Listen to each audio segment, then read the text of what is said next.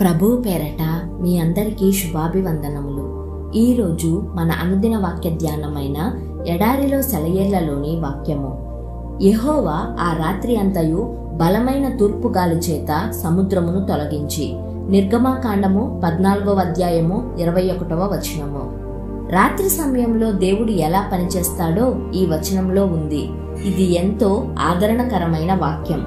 ఇజ్రాయేలు వారి కోసం దేవుడు జరిగిస్తున్న నిజమైన రక్షణ కార్యం వాళ్ళు మెలకువగా ఉన్నప్పుడు జరగలేదు. ఆ రాత్రి అంతా ఆ పని జరిగింది. అలాగే నీ జీవితమంతా చీకటిమయమై ఉన్నప్పుడు, కంటికి ఏది కనిపించనప్పుడు, ఏది అర్థం కానప్పుడు నీ జీవితంలో ఒక అద్భుతం జరుగుతుందేమో. దేవుడు పనిచేస్తున్నాడేమో. రాత్రంతా ఆయన ఎర్ర సముద్రం గురించి పనిచేశాడు. ఉదయం కాగానే రాత్రంతా జరిగిన పని ఇజ్రాయేలీయులకు కనబడింది. ఇది చదువుతున్న మీలో ఎవరికన్నా ప్రస్తుత కాలం అంతా చీకటిగా అనిపిస్తున్నదా? చూడగలనని మీలో నమ్మకం ఉంది గాని ఇప్పుడు మాత్రం ఏమీ కనిపించడం లేదా? మీ జీవిత గమనంలో అపజయాలు ఎదురవుతున్నాయా? దేవునితో అనుదినం నిరాటంకమైన సంభాషణ కరువైందా? అంతా అంధకార బంధురమైపోయిందా? ఆ రాత్రి అంతయు దేవుడు సముద్రాన్ని తొలగించాడు.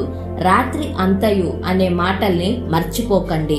దేవుడు చీకటి ఉన్నంతసేపు మీ గురించి పనిచేస్తుంటాడు.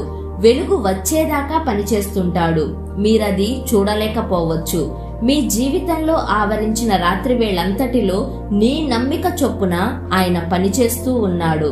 పనిచేశాడు ప్రభువు రాత్రంతా.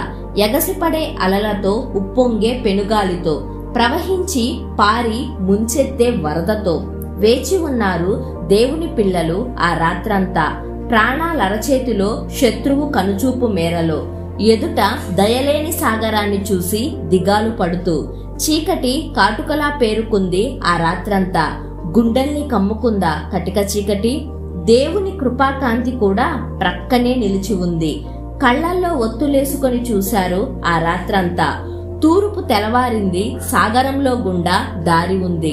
పనిచేశాడు ప్రభువు రాత్రంతా అంటూ పాటలు పాడారు. నిర్భాగ్యపు హృదయమా, ఈ రాత్రంతా నిభాయించుకొని ఉండలేవా నిరీక్షణతో? తెలియదా ప్రభువు పనిచేస్తున్నాడు రాత్రంతా?